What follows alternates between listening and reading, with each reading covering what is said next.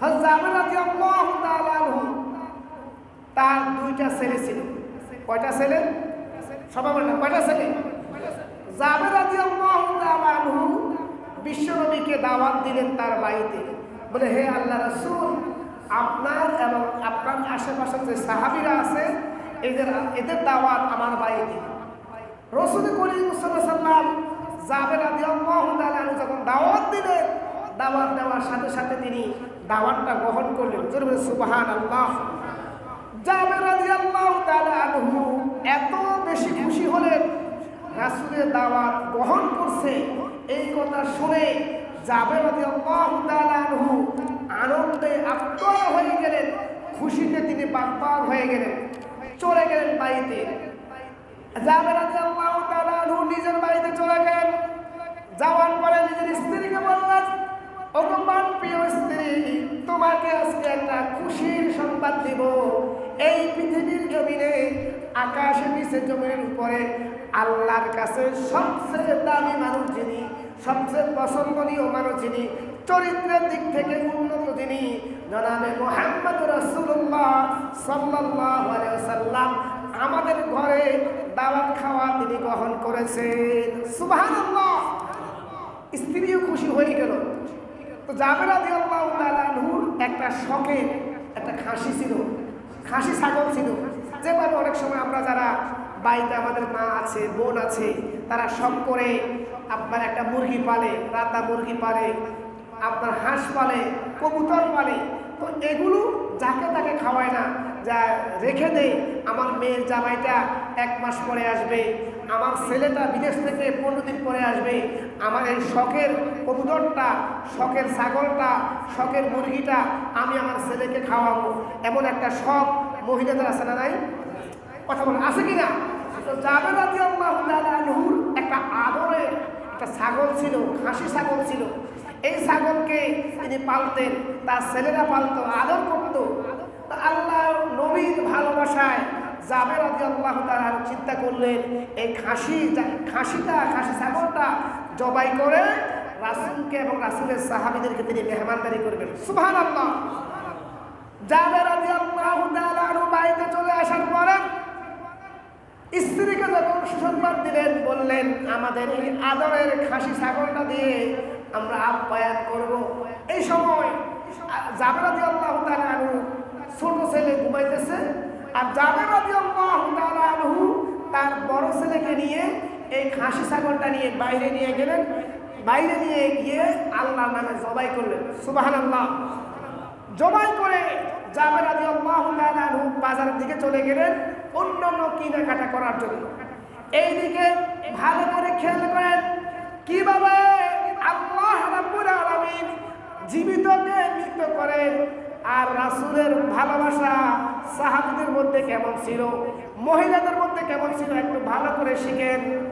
জাবের রাদিয়াল্লাহু তাআলা আনহু খাসি ছাগলটা জবাই করে বাজারে চলে গেলেন।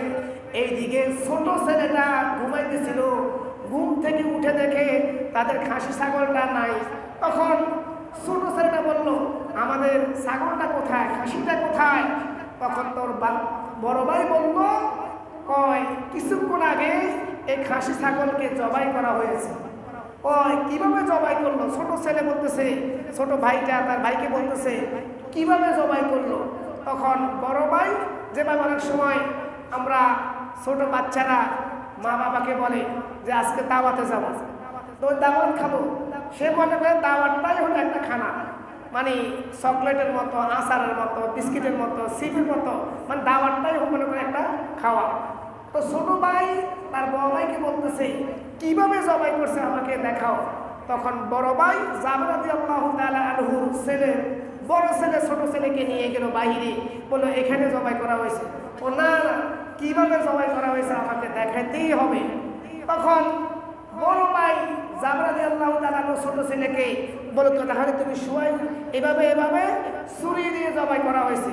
কিন্তু ছোট ভাইটা এতই রাসূল বান্দা, ও না, আমাকে দেখাইতে হবে কিভাবে জবাই করছে। আল্লাহু আকবার। এরপরে বড় ভাই বলল, ঠিক আছে তাহলে তুমি শুয়ে যাও। তো ছোট ভাই শুয়ে গেল।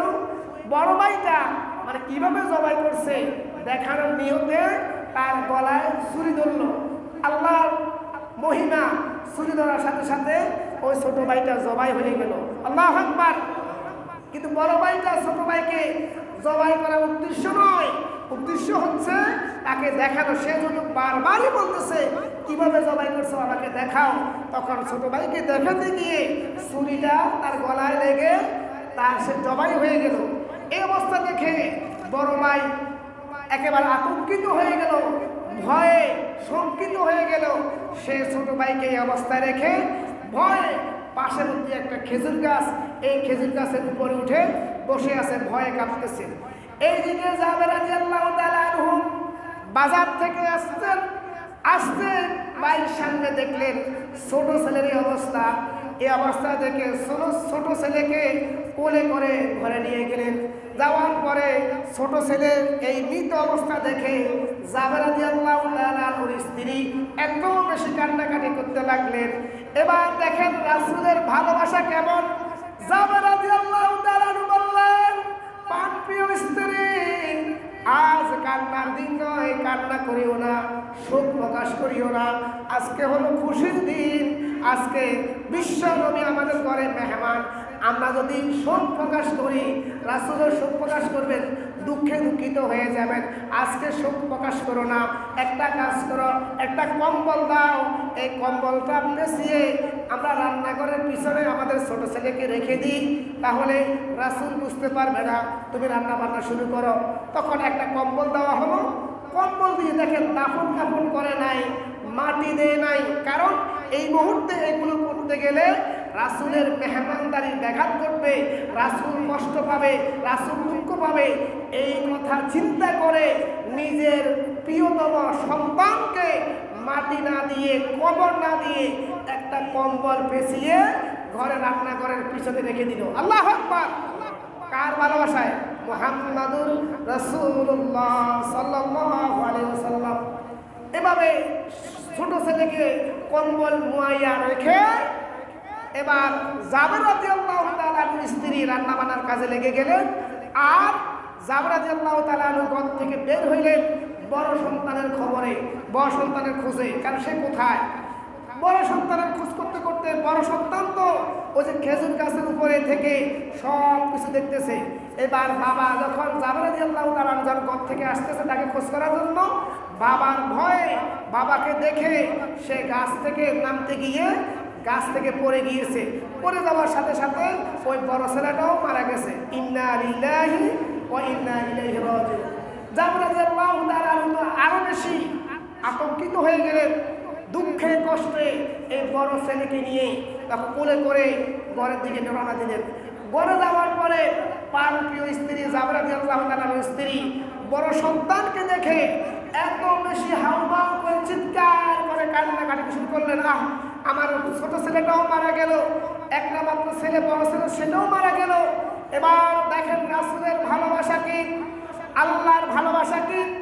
জাবের রাদিয়াল্লাহু তাআলা আনহু তার স্ত্রীকে বললেন, হে প্রিয় স্ত্রী, দুঃখ করো না, কষ্ট পেও না, ধৈর্য ধারণ করো। আজকে দুঃখের দিন নয়, আজকে হলো সুখের দিন। কারণ আমাদের ঘরে মেহমান হলো জনাবে মুহাম্মদ রাসূলুল্লাহ সাল্লাল্লাহু আলাইহি ওয়াসাল্লাম। একটু পরে তিনি চলে আসবেন। দুঃখ করো না, দুঃখ করলে তিনিও কষ্ট পাবে। দাও, আরেকটা কম্বল দাও, কম্বলটা পেঁচিয়ে তাকে তোমার ছোট ছেলের পাশে রেখে দিই। আল্লাহু আকবার। চিন্তা করেন, আমরা হলে যেখানে একটা ছেলে মারা গেল তাকে কম্বল পেঁচিয়ে রেখে দিল, প্রথম সন্তানটাও মারা গেল। এবারও জাবের রাদিয়াল্লাহু তাআলা আনহু বলতেছে, খবরদার, দুঃখ করিও না, কষ্ট পেও না, ধৈর্য ধারণ করো। আজকে আমাদের দুঃখের দিন নয়, সুখ প্রকাশের দিন নয়। আজকে আমাদের ঘরে আসবে কে? মুহাম্মাদুর রাসূলুল্লাহ। তখন আরেকটা কম্বল দিল। কম্বল দেওয়ার পরে এই কম্বলটা দিয়েও তাকে প্রথম ছেলেটাকে পেঁচিয়ে দ্বিতীয় ছেলের পাশে আপনার রান্নাঘরের পিছনে রেখে দিল। আল্লাহু আকবার। এইদিকে আল্লাহ নবী তার সাহাবীদেরকে নিয়ে জাবের রাদিয়াল্লাহু তাআলা আনহুর বাড়িতে দাওয়াত খাওয়ার উদ্দেশ্যে রওনা হয়ে গেলেন। পথের মধ্যে আল্লাহ রাব্বুল আলামিন জিবরাইলকে বললেন, হে জিবরাইল, আমার বন্ধু আমার হাবিবের কাছে গিয়ে বলো যে সে আমার নবী যেন জাবের রাদিয়াল্লাহু তাআলা আনহুর দুইটা সন্তানকে নিয়ে খাওয়া দাওয়া করে। আল্লাহু আকবার। চিন্তা করেন, দুইটা সন্তান মারা গেছে, আর আল্লাহ বলতেছে কি, হে জিবরাইল আমার নবীকে গিয়ে বলো সে যেন খাওয়া দাওয়া করার সময় জাবেরের ছেলেদেরকে নিয়ে খাওয়া দাওয়া করে। আল্লাহু আকবার। এই যে দুইটা ছেলে মারা গেছে, আল্লাহ জানে কি জানে না? আল্লাহ জানে কি জানে না?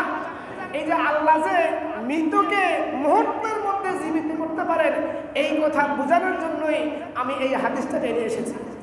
আল্লাহর বিশ্ব নবীকে জিবরাইল আলাইহিস সালাম জানিয়ে দিলেন, ওগো নবী, ওগো হাবিব, আল্লাহ রাব্বুল আলামিন বলেছেন আজকে আপনি যেই জাবের রাদিয়াল্লাহু তাআলা আনহুর ঘরে দাওয়াত খেতে যাচ্ছেন, ওই জাবেরের দুইটা সন্তান আছে, ওই সন্তানদেরকে নিয়ে যেন আপনি দাওয়াত খান, খাওয়া দাওয়া করেন।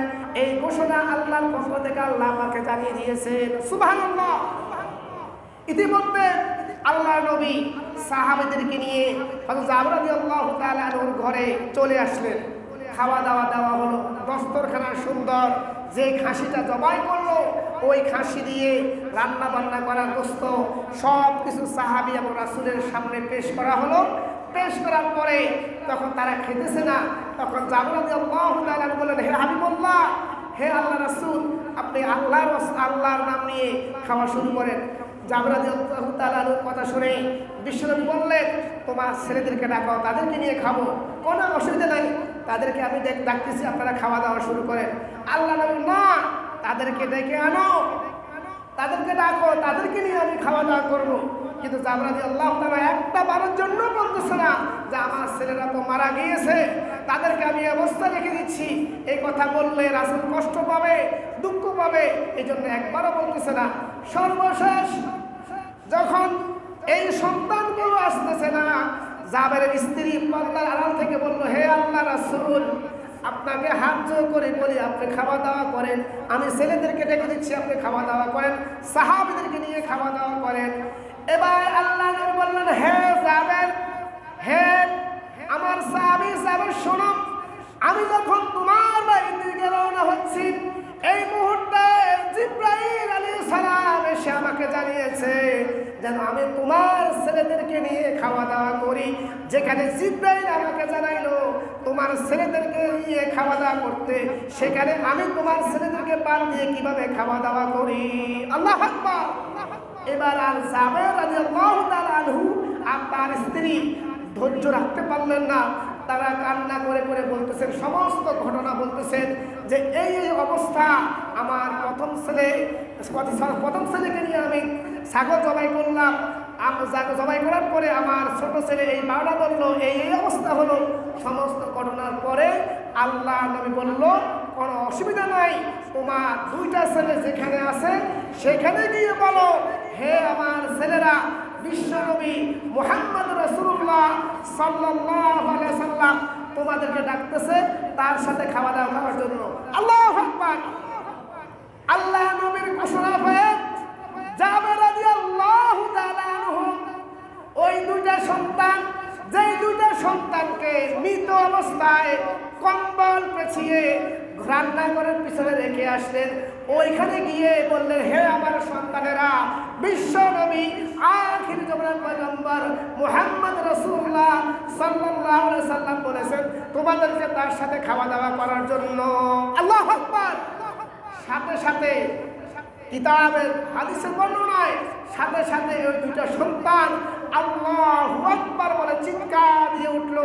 আল্লাহু আকবার বলে জীবিত অবস্থায় তারা বিশ্বনবী এবং তার সাহাবীদের সাথে খাওয়া দাওয়ার আসনে বসে গেল। বলে আল্লাহু আকবার। আল্লাহ পারে কি পারে না? আল্লাহ পারে কি পারে না?